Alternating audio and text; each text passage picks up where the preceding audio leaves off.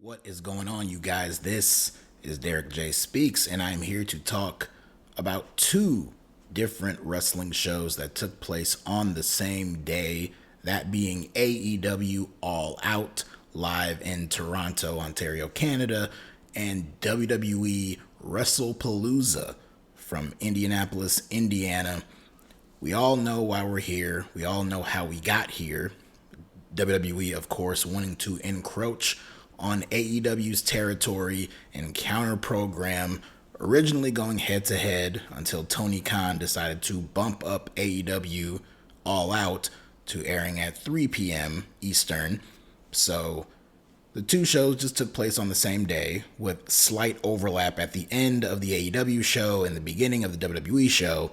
And me sitting here after gone through 7 hours straight of wrestling, I am exhausted. But I am here to talk about these shows because these are two very, very distinctly different shows. Both had many ups, both had a few downs, both were entertaining in their own right. I got enjoyment out of both, with the AEW show delivering a lot of insane action, a lot of violence, a lot of bloody messes in many cases, but some really great wrestling, especially in that AEW World Championship main event. Meanwhile, with Wrestlepalooza, again, got some really great wrestling. We got some fun, entertaining matches, and we got a few things that just left me baffled, like the opening match between John Cena and Brock Lesnar.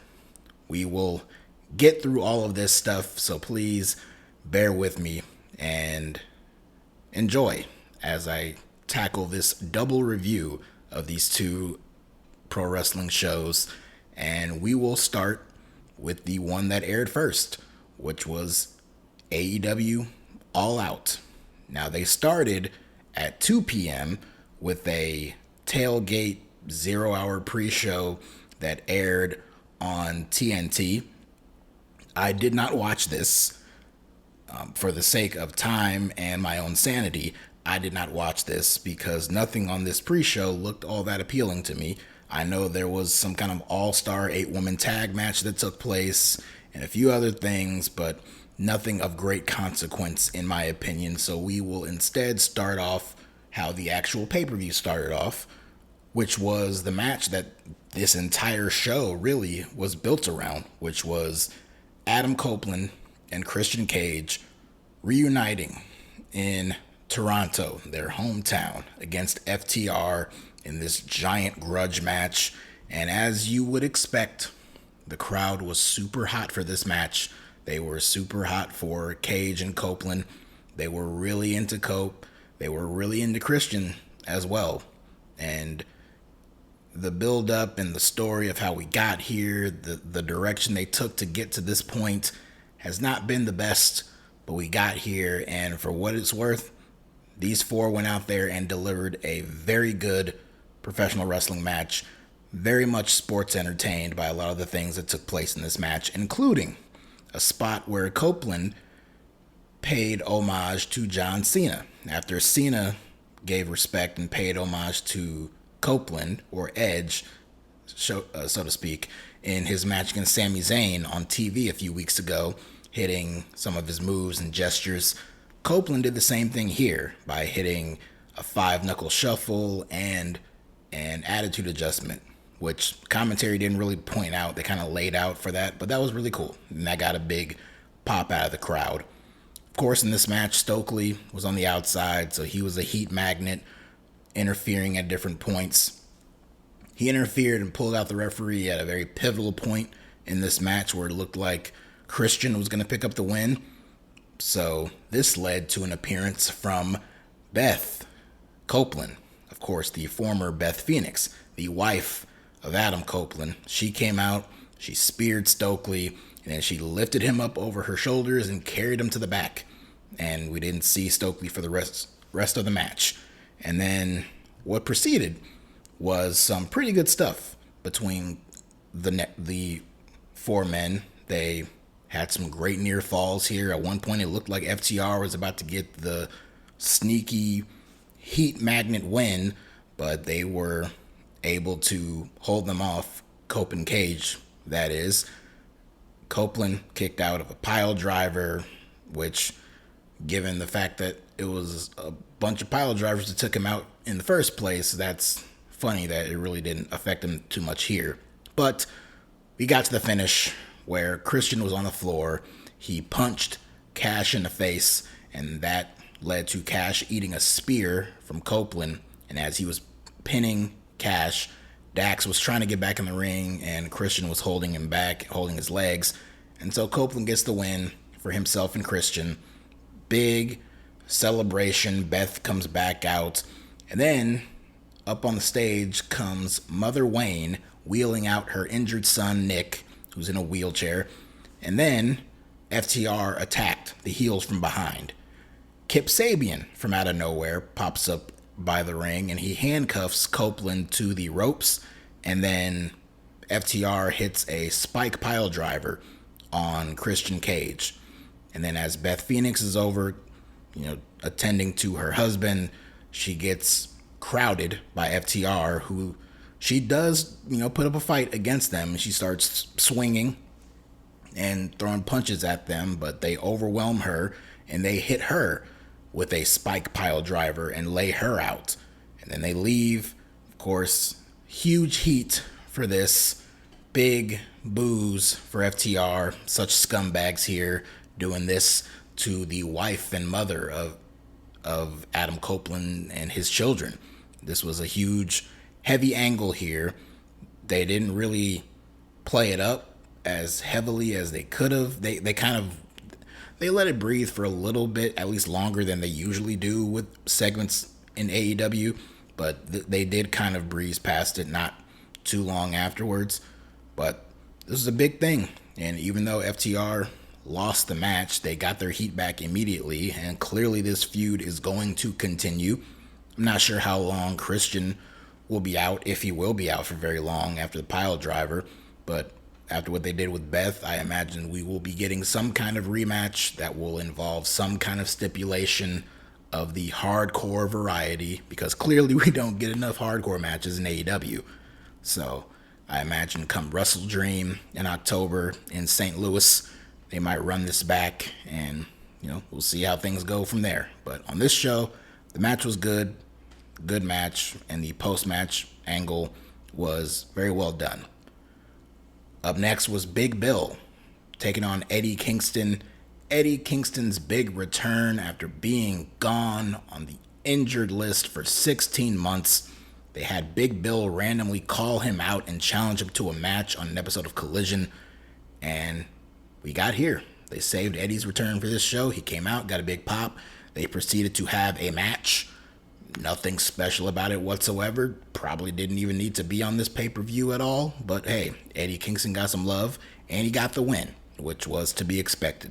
He got attacked in the post-match by Brian Keith, who was out there with Big Bill, and the two of them ganged up on Eddie Kingston till the lights went out, and then the Hook symbol lit up on the ceiling, and out came Hook with his brand new terrible theme music, but he made the save, and he and Eddie Kingston rode off together in the sunset. So Hook has basically ditched the ops and is now joining up with Eddie Kingston, who is not a bad person to learn from. And Eddie Kingston himself, I'm just happy to see him back. He got a big ovation. He was very emotional in the post-match, angle there, playing to the crowd, and you could tell it meant a lot to him. So glad to see him back. The match itself, not much. The next match was a little much more, which was MJF versus Mark Briscoe in a tables and tacks match, which is, as advertised, tables and thumbtacks. That's what this entire match was built up to be around. That's what it was. Both men were out there wearing white, or at least predominantly white clothing, so you knew there was going to be some blood in this matchup, and there was.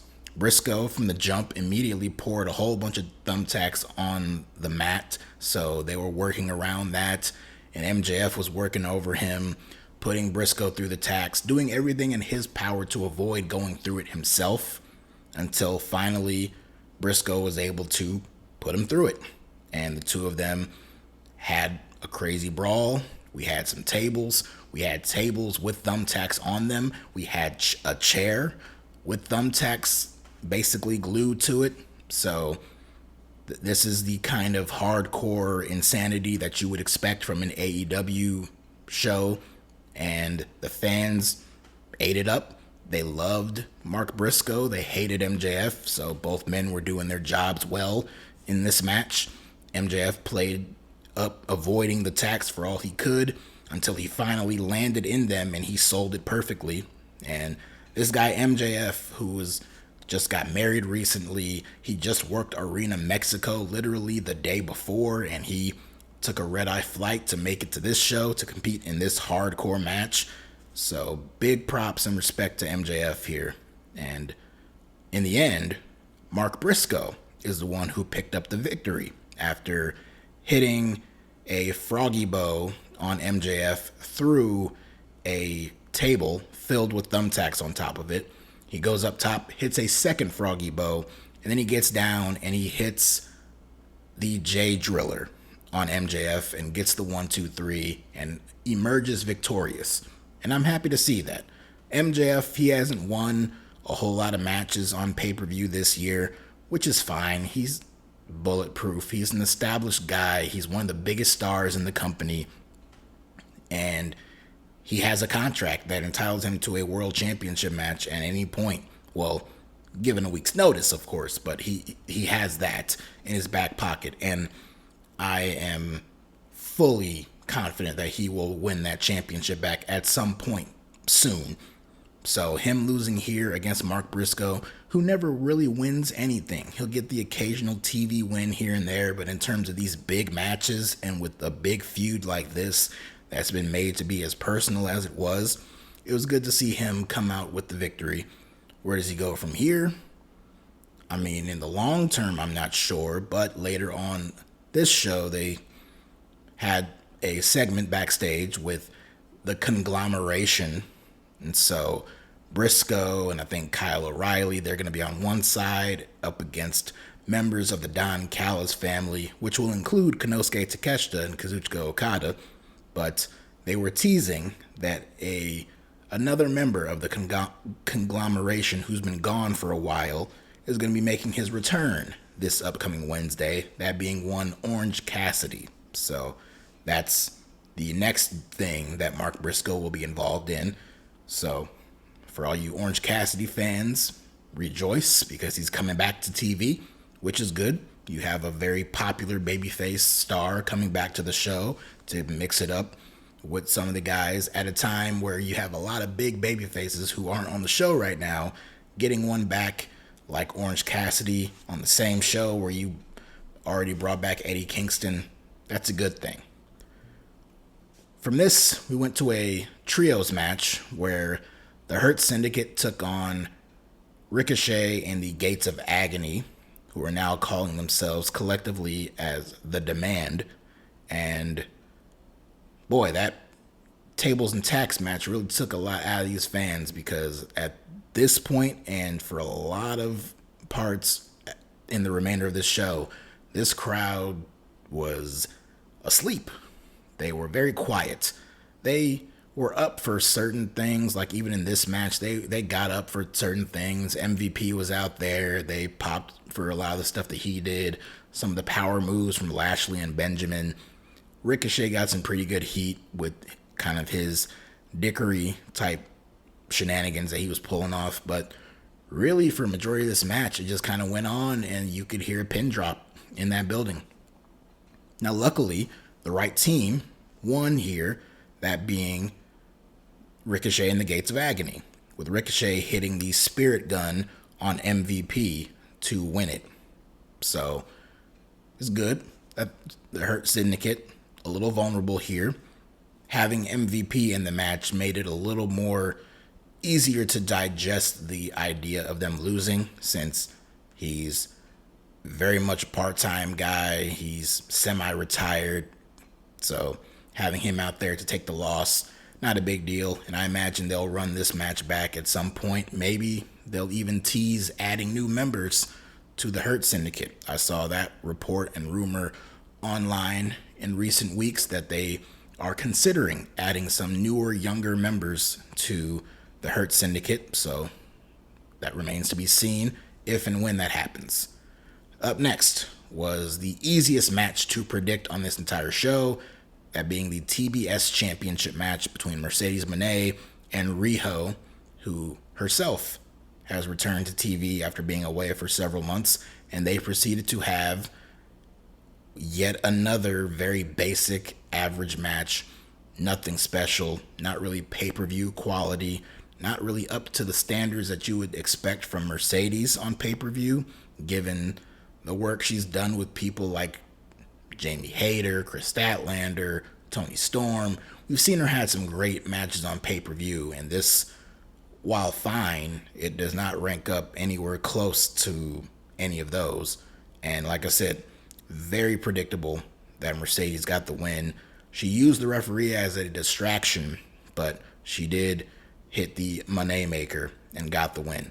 I will say, with Riho being as small as she is, a lot of Mercedes' offense on her looked more impactful because of that, but that's about the most positive thing I can say about this match. It was just a win for Mercedes as she inches ever so closer to breaking Jade Cargill's record and becoming the new longest reigning TBS champion in history. So she'll break that record. Soon after, we'll drop that championship to who cares? Because after that, not long after that, she'll probably win the Women's World Championship and then proceed to have another long reign with that. So there you go.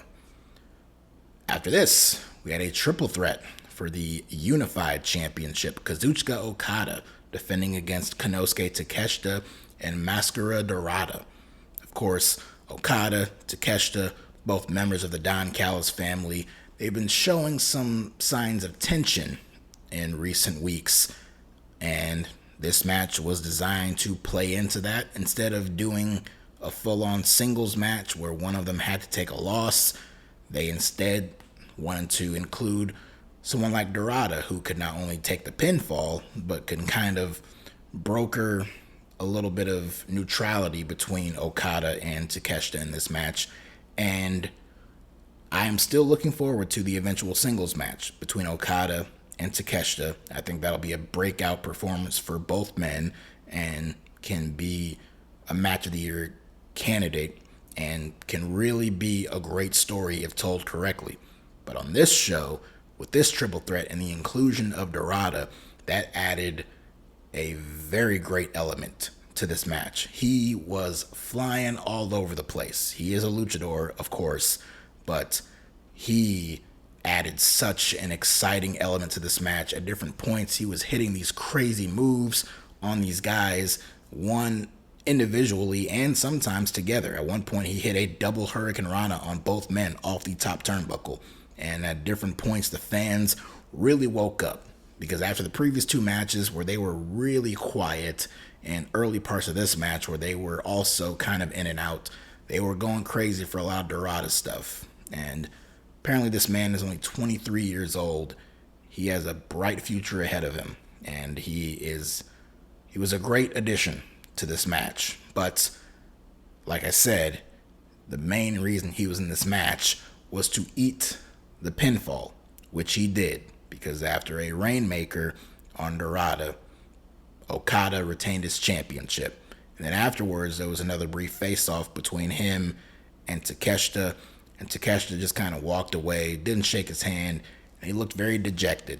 So, building up to this being a rematch, they can either build up to a one-on-one rematch within the coming months on one of these next few pay-per-views like Wrestle Dream or Full Gear, or they can kind of long game it a little bit and tie it back around when we get to the end of the year in time for the Continental Classic, which I have to assume they are going to do, since they are still, presenting the Continental Championship as active along with Okada's Unified Championship, still playing up the Continental rules and all that. So I imagine we're going to get that tournament, and maybe in that tournament we have Okada and Takeshita on two different sides, and we build to the finals coming down to Takeshita and Okada. I think that would be great. So that's a long ways away, I know, but I would definitely like to see that singles match very soon. We had Darby Allin and Jon Moxley up next in a coffin match. This not quite as brutal as the tables and tacks match, but it was still pretty brutal for the most part. You had Moxley getting his ear busted by Darby after Darby repeatedly was biting on it, and then later on he got a fork and he was jabbing Mox in the ear with it. He was jabbing in the forehead. So you got some color, you had some craziness, you had some crazy spots with the coffins and the caskets themselves.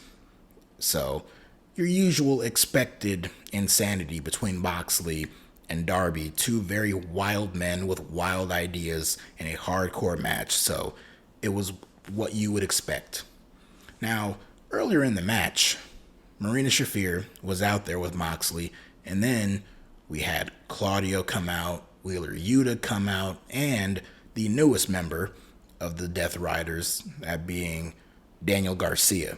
So they were all out there, and Moxley sent them away. And so it came down to just Mox and Darby, and while Mox had control of it for the most part, Darby did eventually start to come back. Bryan Danielson, who was on commentary, and great job at commentary. By the end of the night, he was losing his voice because he was so into that main event. But Darby made Bryan promise him that he would not get involved in this match. But Bryan did have a duffel bag that he slid over to Darby at one point, which had a plastic bag inside. So he used that on Jon Moxley. All of this leading to a returning Pac, who we have not seen since he got injured in a match against Swerve Strickland all the way back in like March earlier this year. So it's been a while since we've seen him. But he comes out here, he has a haircut, he was wearing clothes, so it was a very weird sight. But he came out here, he gorilla pressed Darby over his head, launched him out and over the top rope onto the floor, down onto a coffin, then dragged him back in and placed him in a body bag, and then shoved him into the coffin, and Moxley with his foot closed it, and that was all she wrote. So Jon Moxley wins the match. The rest of the Death Riders come back out. They help carry the coffin to the back. Darby apparently has no friends, or he, like Bryan, told everyone else not to get involved in this match. But that was all it was for Darby. A lamb led to slaughter. The match was fine. Nothing, overly special. I got into the story that they were telling. I respect that. But it just wasn't anything overly great to me. A lot of these hardcore matches just really blend together. You got to have a certain spark to them for me to really get into it, like the MJF Mark Briscoe match. This one, it got me at times, but then the ending, just your typical Death Riders run-in stuff, and I really didn't care for it all that much. Now later on in the show, they cut backstage and they had the Death Riders with the coffin. Moxley sends them all away and they drive off. They leave. And so Mox is there by himself with this coffin, about to do God knows what with it. But then Darby pops out and jabs Mox in the throat with a steel pipe that he had with him. So he hits him with the pipe, then he throws Moxley into the body bag, and then he gets some lighter fluid, douses the bag with it, and then sets Jon Moxley on fire. And it didn't take long for other backstage hands to come in, put the fire out, and Darby was dragged away. So this is going to continue a little bit longer. I'm not exactly sure what the end game is here. We have the Death Riders growing. They're just, and this feud with him and with Mox and Darby is going to continue. I'm not exactly sure what the end game here is. I don't know if there is an end in sight for the Death Riders, which, I mean, I still am not a big fan of this group and this angle. But I will say, at least it's not clouding the main event scene anymore. And, you know, they're not all over the shows like they used to be. Mox is no longer champion. This has basically been brought down to more of a mid-card act, even though they do main event shows occasionally.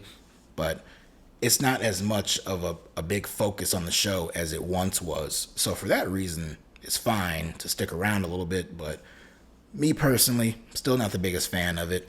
With Eddie Kingston being back, I would love to see him get involved in the story so we can get a little bit of back and forth with him and Moxley.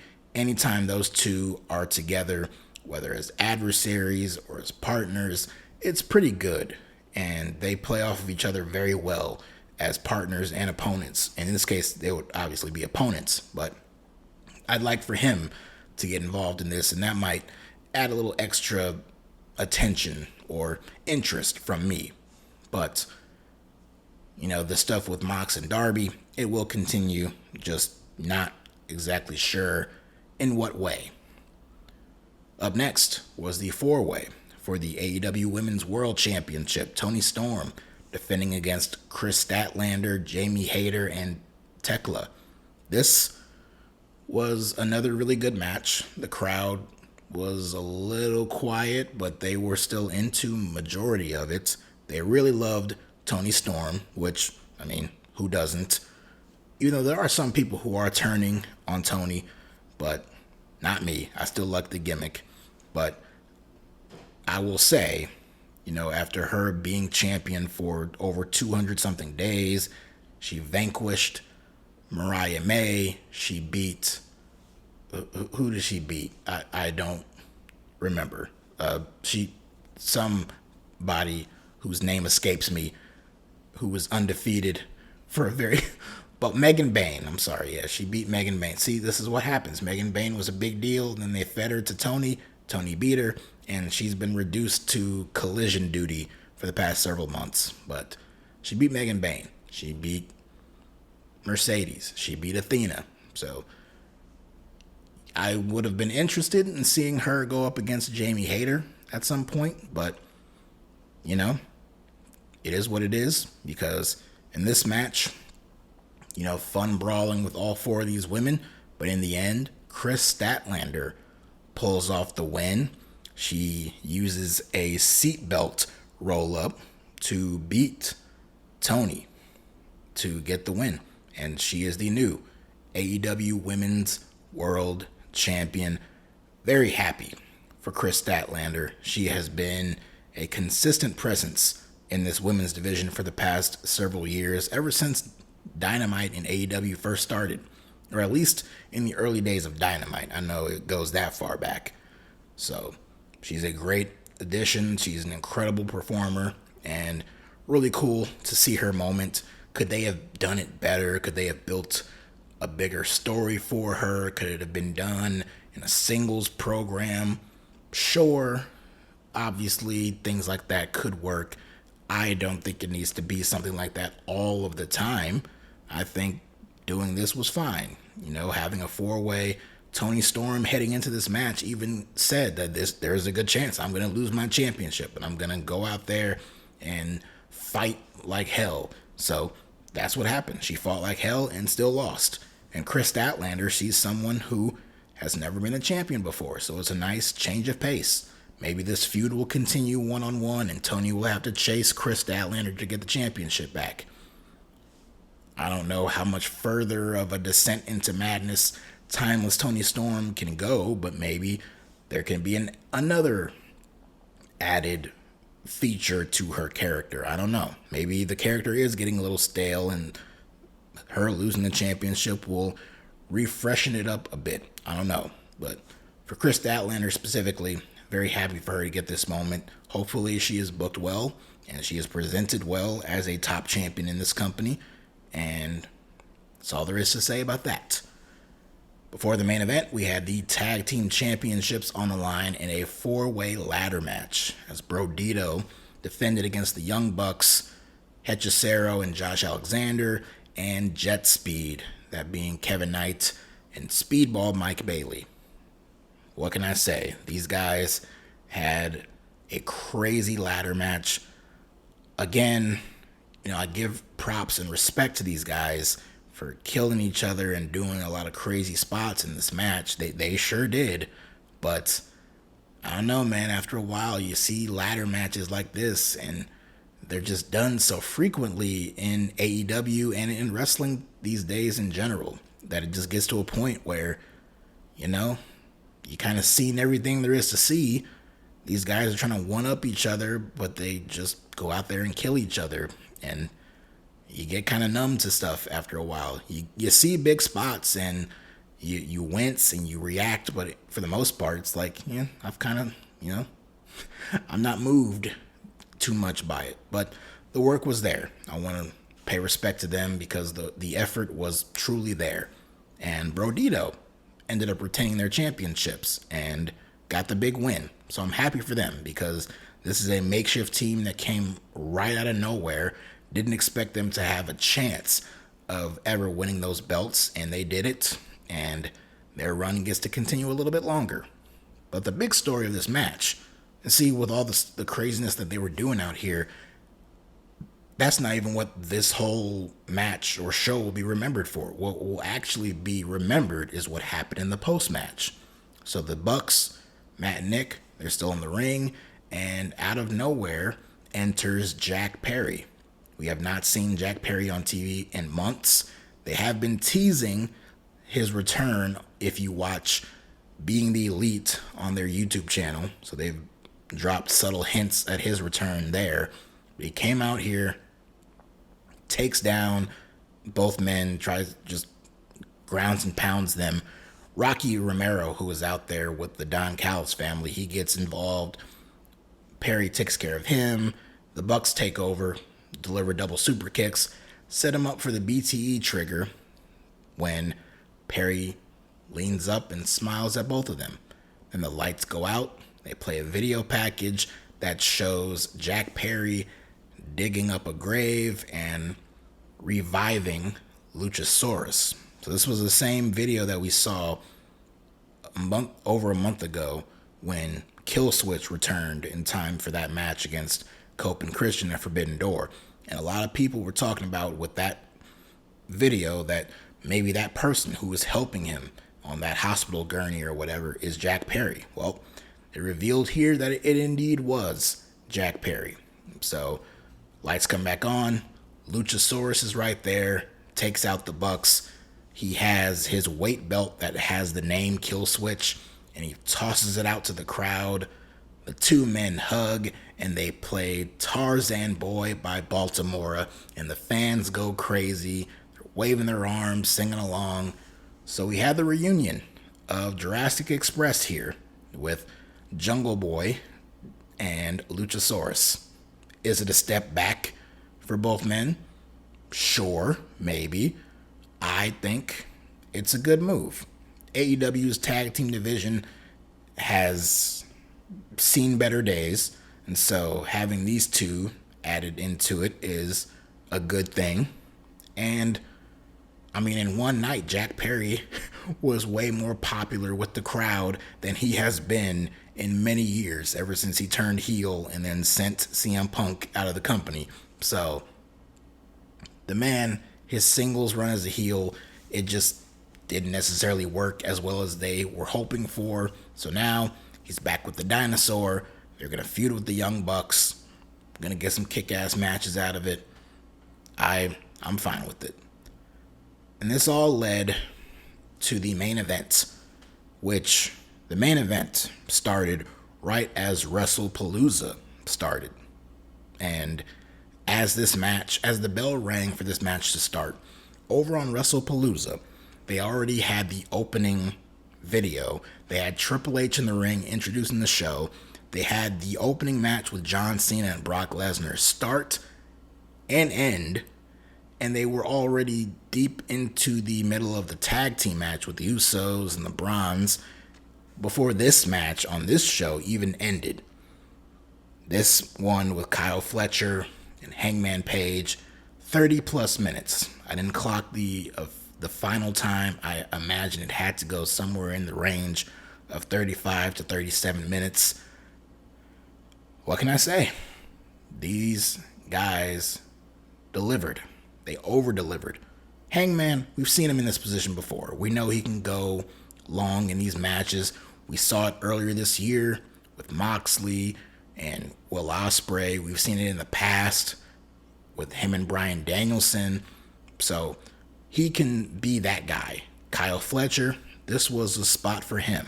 Now, him being vaulted into this championship match here came out of nowhere. Not the best build up to it. Not the strongest challenger on paper for Hangman to have in the main event of a pay-per-view like this. But he went out there and he worked his ass off and he made himself, and Hangman helped him come off like those two were equals. So this was a huge deal for Kyle Fletcher, and he brought it. He was very physical over Hangman all throughout this match, working over his knees, working over his neck, hitting the brain buster at different points, even at one point hitting a brain buster through the table over by the timekeeper's area. So Kyle Fletcher gave everything he possibly could to Hangman in this match, but in the end, it just wasn't enough, because after avoiding a brain buster on the top turnbuckle, Page instead hits an avalanche deadeye and then hits the buckshot lariat and gets the win. He retains his championship. After the match, he sold it well, like he had just been in a vicious war with someone on his level. And the whole story heading into this match with Kyle Fletcher is how, you're not ready. The fans were chanting that at different points. You're not ready. So Page proved that here, but he is definitely getting there. Kyle Fletcher will be a world champion at some point in the future in this company. He has all the tools needed to be a top star in this company.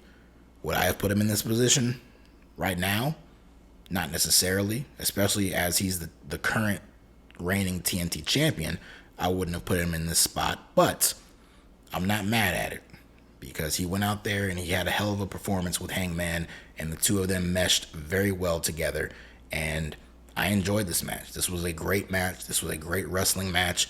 We didn't have any BS. The Don Callis family was all banned from ringside, so no outside interference. It was just a straight up match between two great wrestlers with a clean finish. That's all you can ask for. So great stuff here to cap off an overall very good AEW show. Now, compare this All Out to previous years of All Out. Maybe it's not the best. It was certainly very long. It was over 5 hours, but I still enjoyed it for the most part. And this leads us into the other wrestling show that took place on this day, that being WWE Wrestlepalooza. Their first foray onto the new ESPN Unlimited app, and I can't really say how well it came off on the ESPN app because I don't have access to WWE on the ESPN app because I have YouTube TV and I am not signing up for a $30 subscription to the ESPN app. So I watched it using my VPN on Netflix, where I was fine with it. But this show, it was fine. It had many good moments.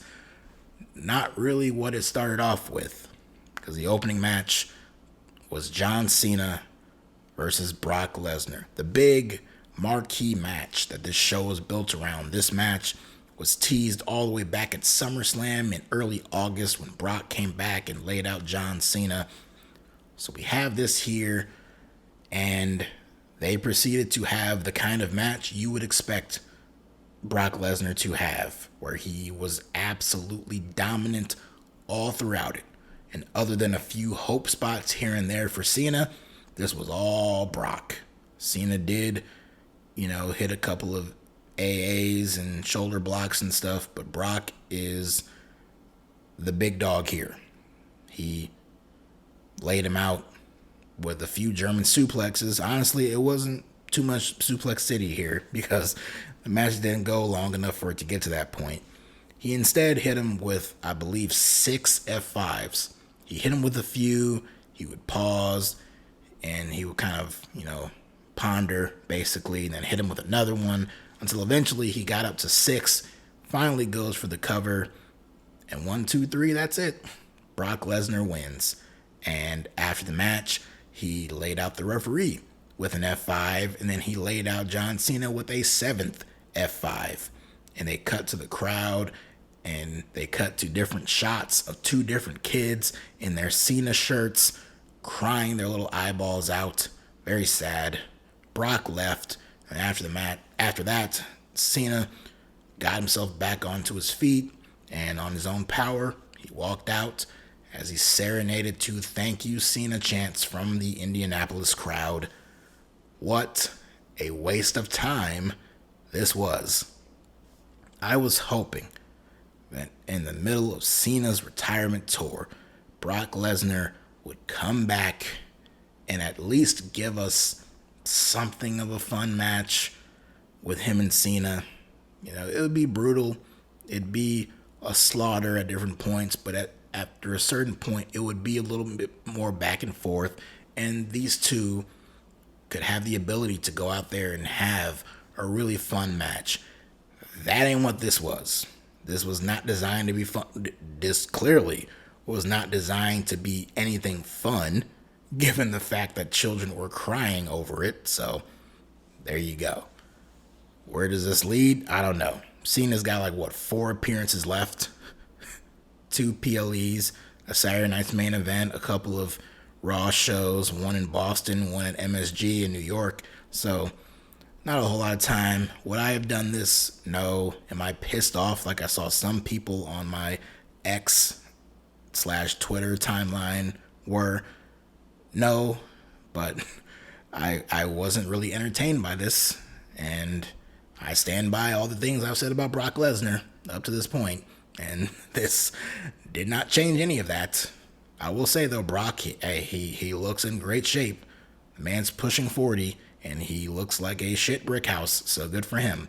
But yeah, this was a complete waste of time, in my opinion. Up next, tag team match with the Usos taking on The Vision, Braun Breaker and Bronson Reed. Paul Heyman is back with them. In fact, I forgot to mention, in the previous match, Paul Heyman came out to introduce Brock Lesnar and do his introduction. And that was it. Heyman didn't stay out there for the match. He didn't leave with Brock. That was it. So, will they be reunited at some point? Maybe. But for now, doesn't look like it. Anyway, tag team match.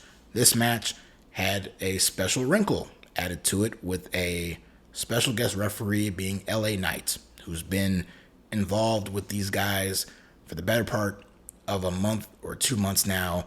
Just an ever revolving door of what has essentially become the exact same match to close out Monday Night Raw every single week.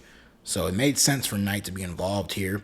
He was made the referee. He was a very lax referee because these guys were using all kinds of weapons and he did not really care much. To the point where Jey Uso used a steel chair, and I swear I've watched the clip and the clips over and over and over again. I still don't understand how this man at 1 second is perfectly fine, and then between the moment of him lifting a chair to swing and hit Braun Breaker, as soon as that's over, Jey Uso is completely busted open and is leaking blood from his forehead. I have no idea how it happened. I can only imagine a piece of the chair might have broken off and caught him right in the face. I I have no idea how it happened, but he was a bloody mess for the remainder of this match, which resulted in Braun Breaker spearing Jimmy and Jay through a table in the corner, and Bronson Reed hitting a tsunami splash onto Jay to pick up the win. So not surprising that the heels win, but the stuff with Jay, that was pretty crazy. The next match was the Women's World Championship match, crowning a brand new Women's World Champion, Stephanie Vaquer, taking on Io Sky. This was the match that, quite frankly, I was looking forward to the most across both shows this entire weekend, and it certainly delivered. These two went out there and had a tremendous match. Now, I wouldn't say it was better than the match that Io had with Rhea at Evolution, or the match that Io, Rhea, and Bianca had at WrestleMania earlier this year, or even maybe not quite as good as some of the matches that Becky and Lyra had. There's been other women's matches that have been better than this one, but this was fantastic. We've seen these two compete against each other on Raw a few times this year. Each time got interrupted and resulted in a disqualification or a non-finish, so it was good to have this match get some time and have a clean win. And a clean win that I did not expect, as Stephanie Vaquer is the one who picked up the win after she hit a spiral tap on Io. That was a tremendous finish. When she hit that move and she connected, it had to be the finish. And it was. So Stephanie Vaquer is the brand new Women's World Champion. I'm only shocked because I really didn't think they were going to do it. They have cooled her off a bit in the lead up to this match, where she didn't wrestle at all in August. She's been relegated to a lot of backstage segments. She really hasn't been a huge presence on the show. So I didn't think that they would strap the championship to her in this fashion. But after this match, and after that finish especially, I got no issues with it. I'm a big Stephanie Vaquer fan, like most people are, for probably similar reasons as other people are, but she is a tremendous performer. Io is one of the best in the world, so these two mixed together had a great match. I was going to be happy regardless of what the outcome was in terms of either one of these women winning, and I got no issues whatsoever with Stephanie Vaquer winning the championship. I just hope that her booking reflects well on her, so I hope they do right by her in terms of her booking, because Triple H and his creative team's booking of a lot of these women's champions outside of Becky Lynch has been very suspect. So hopefully she's booked in a strong way. I don't really have a whole lot of hope for that. Look at what they did to Io. Look at what they're doing with Tiffany Stratton. Look at what they're doing with Julia. So I have all reasons to be very fearful of how she's presented as champion, but as long as you have her go out there, show up on TV, have kick-ass matches on TV and on the PLEs, she should be fine, but we'll see. And as far as what's next for her, she will be competing at Crown Jewel on October 11th in Perth, Australia, airing at 8 a.m. Eastern in U.S. time. She'll be taking on the women's champion from SmackDown, because they are doing, yet again, these Crown Jewel championships stuff. So the two women's champions, the two men's world champions, they're all going to face off on that show, which means we're going to get Cody Rhodes versus Seth Rollins in the main event of that show. So that should be interesting to see how they handle that. Speaking of Seth Rollins, he was up next in a mixed tag team match, teaming with his wife, Becky Lynch, to take on CM Punk and AJ Lee. This was just fun. I looked at this match going in and even coming out of it. I wasn't expecting some technical masterpiece. I wasn't expecting some all-time classic. I was expecting to have fun. I was expecting them to build to the eventual involvement of AJ in this match, build to her hot tag, Punk being insanely over, Seth and Becky playing their roles as cocky heels to perfection, and we got all of that in this match. This was a lot of fun, and all four of these people involved in this match, kudos to them. Now, was it a little sloppy and not necessarily pretty at points? Sure. AJ, not exactly the greatest in-ring worker of our time. A lot of her offense and a lot of the stuff that she did in this match wasn't necessarily anything that I would call overly fantastic, but she played her role well. The fans loved her, and she did great. And in the end, I mean, there's some spots in this match. I'm not going to go through every single thing in this match. It was just a fun match. A lot of the things you would expect to happen in a match like this took place. We had some involvement with the men and the women. At one point, AJ slapped Seth Rollins. She locked on the Black Widow on him. Punk, he got fed up with Becky and he tried to lock her in a sharpshooter. At one point, Becky locked him in a sharpshooter. So we had crazy stuff like that. But in the end, it was Becky being locked in the Black Widow and tapping out. So AJ picks up the win for her and CM Punk. And more importantly, AJ made the Women's Intercontinental Champion tap out. So surely this is going to lead to a singles match between the two of them. Probably as early as Crown Jewel. So looking forward to that. And see, as fun as this was, and with AJ's performance here, I am very intrigued to see how she handles a singles match, just one-on-one, her and Becky, and how that kind of match is going to go down. That's what I'm interested to see next. So we'll see what happens when that goes down. But as far as Seth and Punk, again, their stuff is going to have to be on the back burner for a while, as Seth is going to most likely face Cody at Crown Jewel. They could come back around for it with War Games and the two of them being on opposing sides. There is a possibility that we could see a scenario where Seth Rollins and the two Browns are on one side with maybe even Brock Lesnar. After the teases of a reunion with Brock and Heyman, maybe Heyman calls in a favor. Brock ends up on Rollins' team for War Games. And on the other side, we could see some kind of combination of CM Punk, Roman Reigns, John Cena. You never know.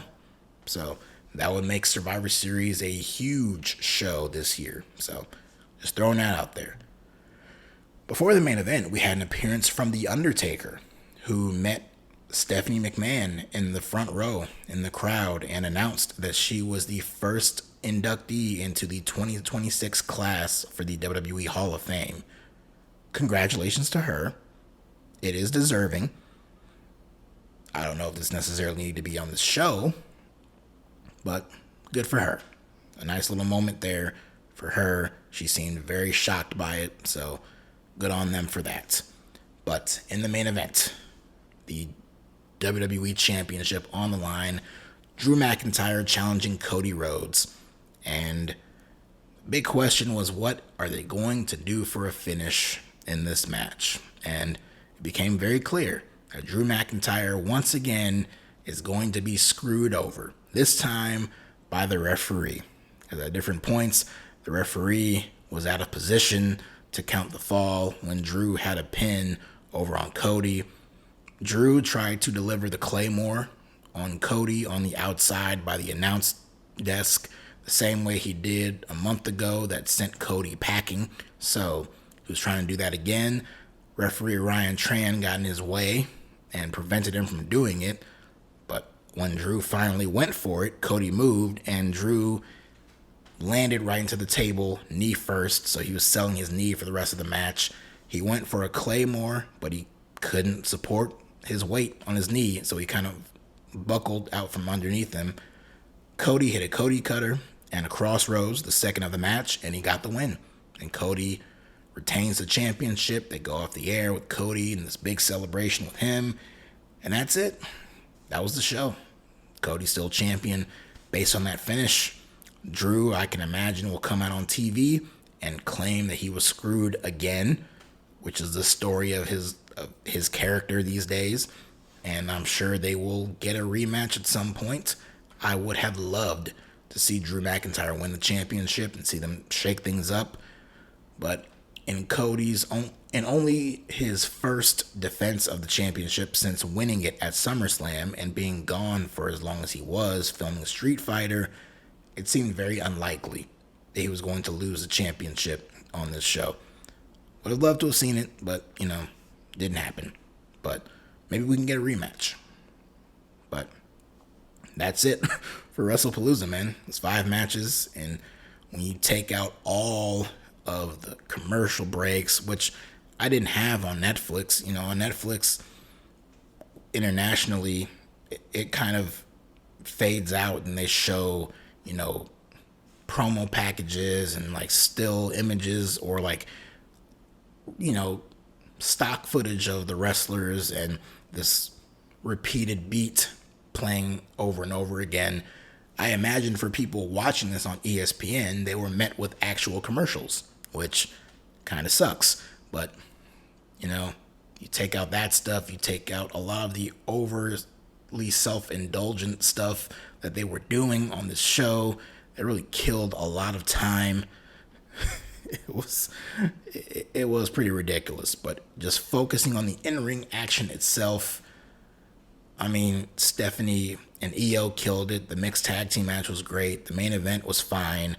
The Cena Lesnar stuff sucked. The tag match was okay, but I was entertained enough, I guess. The main things that I was entertained by, I was entertained enough for me to come away more positive than negative from this show.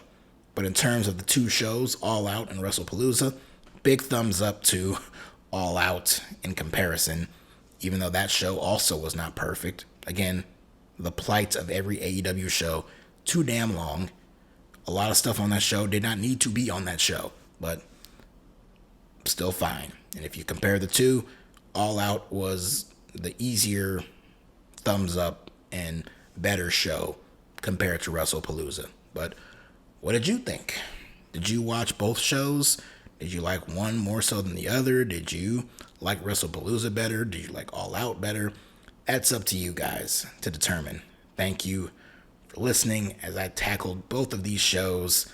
It was challenging. I am, again, pretty exhausted, but, hopefully nothing like this happens again, but we all know it probably will.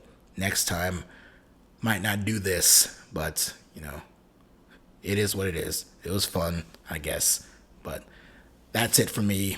You all know what to do. Like, subscribe, follow, all that good stuff.